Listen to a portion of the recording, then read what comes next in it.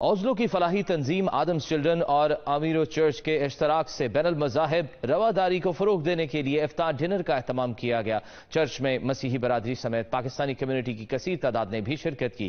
اس افطار پارٹی کا احوال بتا رہے دنیا نیوز کے نمائندے عقیل قادر اپنی رپورٹ میں۔ اوسلو کی فلاحی تنظیم آدم چلڈرن اور امیرو چرچ نے گزشتہ دنوں بین المذاہب رواداری کو فروغ دینے کے لیے ایک افطار ڈنر کا اہتمام ایک چرچ میں کیا، جس میں کرسچن کمیونٹی کے علاوہ اوسلو کی متعدد پاکستانی مذہبی، سیاسی اور سماجی تنظیموں نے شرکت کی۔ تقریب کا آغاز حافظ جہانگیر بہادر نے تلاوت قرآن پاک سے کیا اور یاسین سعید نے نعت رسول صلی اللہ علیہ وسلم پیش کی۔ تقریب میں سفارت خانہ پاکستان سے ویلفیئر اتاشی آصف حمید نے خصوصی شرکت کی۔ تقریب سے آدمز چلڈرن کے چیئرمین چودھری غلام سرور نے خطاب کرتے ہوئے تقریب میں شرکت کرنے پر تمام شرکاء اور مہمانوں کا شکریہ ادا کیا اور کہا کہ بین المذاہب رواداری کے فروغ کے لیے آدمز چلڈرن اپنا کردار ادا کرتی رہے گی۔ ویلفیئر اتاشی آصف حمید نے بین المذاہب رواداری کی اہمیت پر زور دیا اور کہا کہ ایسی تقریبات کی حوصلہ افزائی کرنی چاہیے۔ تقریب سے ڈاکٹر سید زوار حسین شاہ، سید فراست علی شاہ بخاری اور مفتی محمد زبیر تبسم نے خطاب کرتے ہوئے کہا کہ رمضان برکتوں اور رحمتوں کا مہینہ ہے۔ اس مہینے میں غریب اور نادار لوگوں کی بڑھ چڑھ کر مدد کرنی چاہیے۔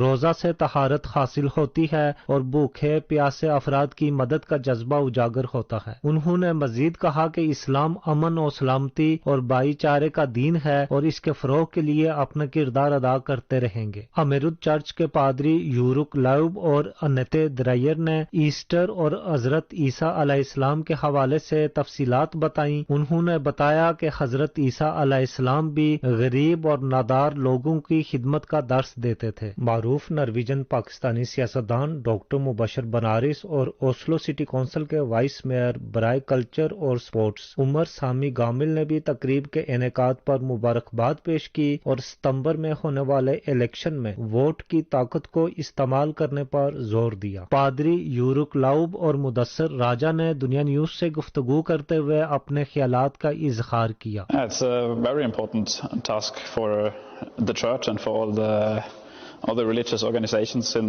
the area, because especially this area is an area of big diversity of the population, and it is important to do things together, to eat together, to talk with each other, to meet together, especially in one place like this one, for example. It is a sign of community, and it is important for everyone to participate because it creates understanding for each other, it creates community, and it creates peace. For the church it's quite important because traditionally in Norway it has had a very collecting, a unifying role.